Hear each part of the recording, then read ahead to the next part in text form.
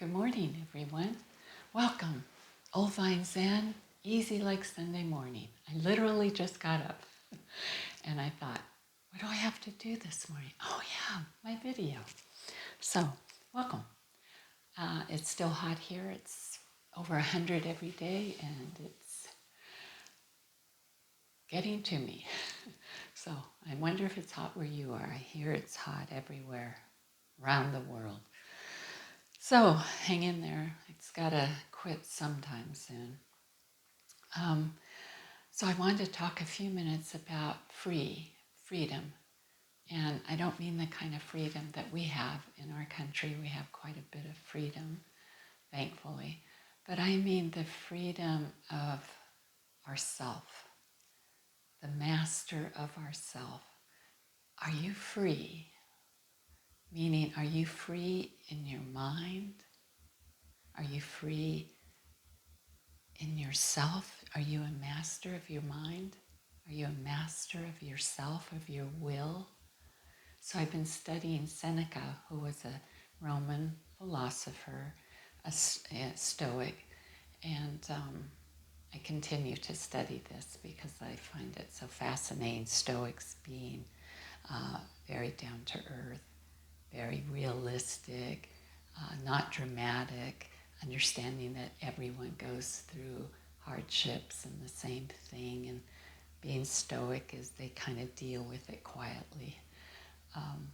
But anyway, Seneca was talking about how he, being an emperor, and the other Stoics, philosophers, being, powerful and money, and he found that they were less a master of their life than the slave who had freedom of his mind. He wasn't enslaved by desires of more power, of more money. He was free. And so they went on to talk about how, are you held captive by possessions, accumulating things? Are you held captive by materialism? Are you held captive by needing everybody's approval or wanting everyone to like you? Now, we all want to fit in and we all want to have friends and be liked, but to the point where you're not able to really express and be yourself. This is what he was talking about, freedom. Are you held captive by this thing that I'm recording on, which is the phone? Are you held captive? Does it go everywhere with you? Do you never leave it in the car? Never leave it behind because it's always with you and you have to check it constantly. Are you held captive by media, by social media, by electronics? So after studying this, I came to this conclusion for myself. This is just my conclusion. It's not right or wrong, it's just me. That we're all somewhat held captive by things. And that it really comes down to the degree that you're held captive. And so Seneca would say, none of us are completely free, if you want to be honest. But what degree? And he says, ponder this. Sober up, he'd say, sober up and ponder this. Look into your life. What is holding you captive? And maybe there are things that you can have less of a grip on them, or they on you. Maybe you can ease that captivity a little bit. So I'll quote Seneca. I wrote this down. I want to read it to you. Seneca, he said, the most powerful is he who has himself in his own power. And you know how powerful commercials are? The other day I was checking out something that had commercials, and I mean every commercial was bad food. every commercial. And I thought to myself, no wonder our culture is so overweight. They just drill it into you. It's all you see and hear and everywhere you go.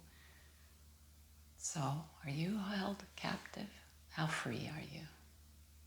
It's Sunday morning. Let's think of freedom. We're free to sit here together. We're free to take care of our body right now. So let's do some breathing techniques. So I'd like you to take a breath in through the nose and out through the nose, very slowly. So deep breath in through the nose, hold it at the top, and then let it go very slowly. So your out breath is longer than your in breath.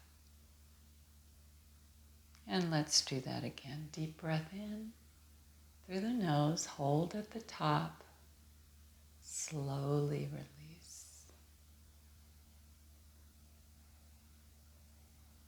And now let's just relax. Let's tighten up the belly muscles. So tighten up, pull the belly in. And now relax and let it go slowly. Almost as if you're fighting it, like you're not going to let those muscles relax really quickly. You're just fighting it. Okay, let's take a deep breath. Let the breath go.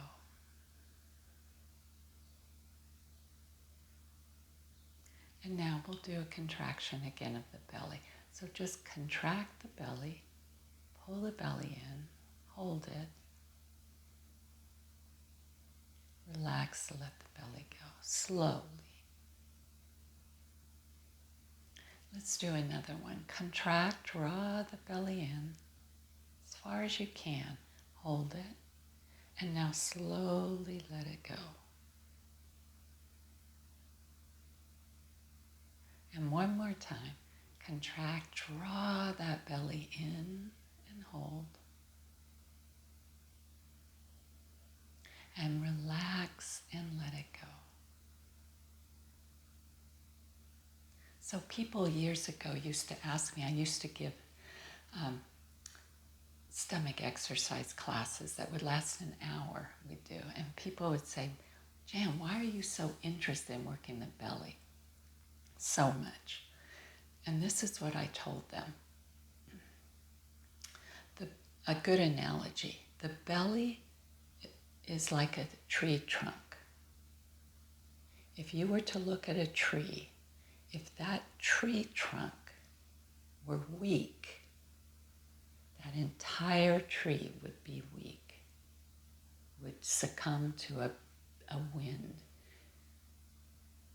If the branches were real big and real strong and real thick, like our arms, let's say we work our arms a lot and they're real big and strong, but that tree trunk is real weak, the tree would just topple because it doesn't have any core strength. So your body is only as strong as your core, which is the belly. If you have a weak belly, you have a weak back, you have a weak trunk of the tree. It's not strong. All movement begins from the center of your body. It's what controls. So if my center of my body, my tree trunk is weak, it doesn't matter how strong my arms are. It doesn't matter how strong my legs are. We need to have a strong core, which is the belly. So we're going to do 5 more of the contractions. So if you were breathing correctly, the breath goes out as the belly goes in. And this is the hardest part I have found. So you take a breath in through the nose, relax the belly. Exhale through the mouth, contract the belly. Inhale, release the belly. Exhale, contract. Inhale, release the belly. Exhale, contract. Inhale, release the belly. Exhale. One more. Inhale, release the belly. Exhale. And then relax. Okay, drop your head, roll your shoulders back. Keep your shoulders back and down. Let's roll the head in a circle over to the right, straight up over the body, over to the left, and then all the way down. Reverse to the left, come up, over to the right, and all the way back down. Let's lift our head up, tilt it to the right, come back up, and tilt it to the left. Come back up, turn your head slowly to the right, keep your chin up, don't look down. Come to the center, turning your head to the left slowly. Go to that point where you feel a little stretch, and then come back to the center. Did you know that when you're tied up on the top of the body, your body works as a kinetic chain? So if you're tied up here, nothing's going to work right down here below it. It all works together. So you need to do a little bit of a stretch. It's really important. Okay? And that includes your mind. You want to stretch your mind. You want to, again, you want to be the master of your mind. And don't let the mind pull you around. Don't let it drag you around. Take control. Direct it where you want it to go. And when you find it going off track, gently bring it back. Drop your head. We're going to meditate for a few moments on that. Relax. Take a breath in through the nose and out through the nose.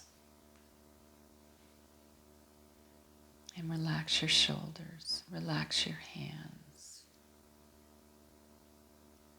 It's going to be one of those warm Sunday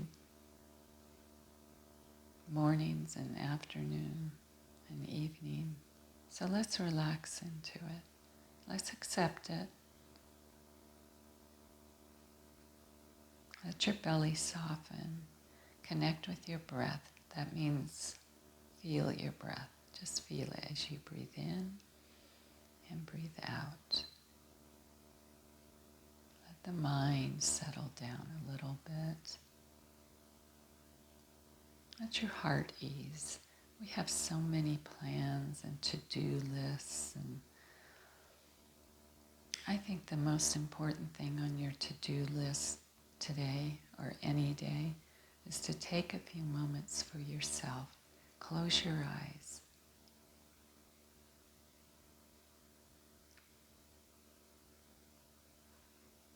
Bring to mind a beautiful memory of yours from long ago. Paint the picture of it. Notice what you're doing or who you're with.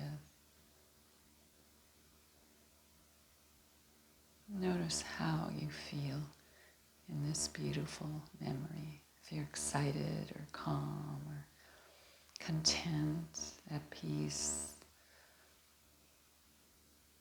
curious. How did you feel in this memory? Were you smiling or just soft and at peace and ease?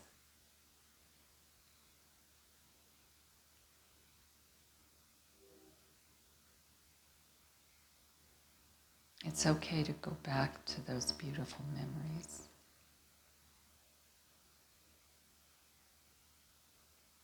And paint their picture in our mind and relive them. That's what heals us. That's what brings us some joy, renewed.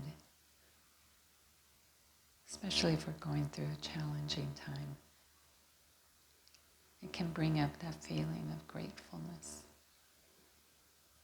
That's so important because we can forget all of the good things so easily.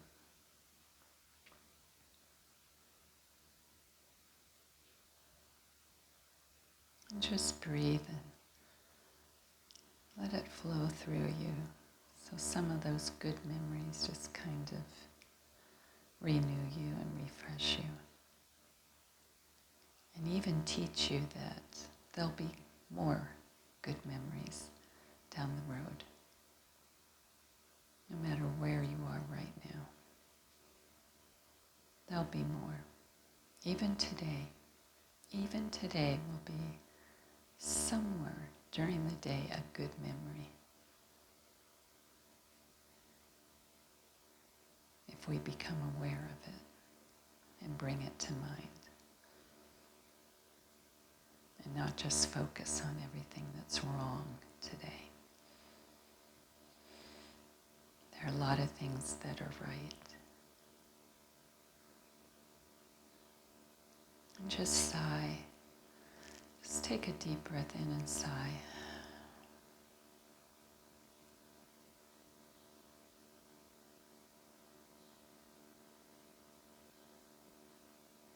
And if there's anything that you're being held captive by, maybe you can loosen the chains a little bit as an experiment of the strength of your will. And just do it. Don't think about it, just do it. Whatever it is that's holding you prisoner.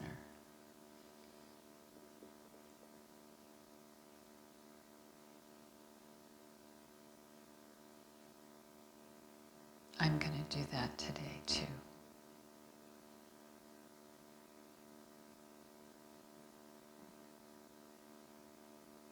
Very slowly now, as we draw our meditation and our time together to a close, we've made a vow to try just to ease the bonds, the prison of something that is holding us tightly.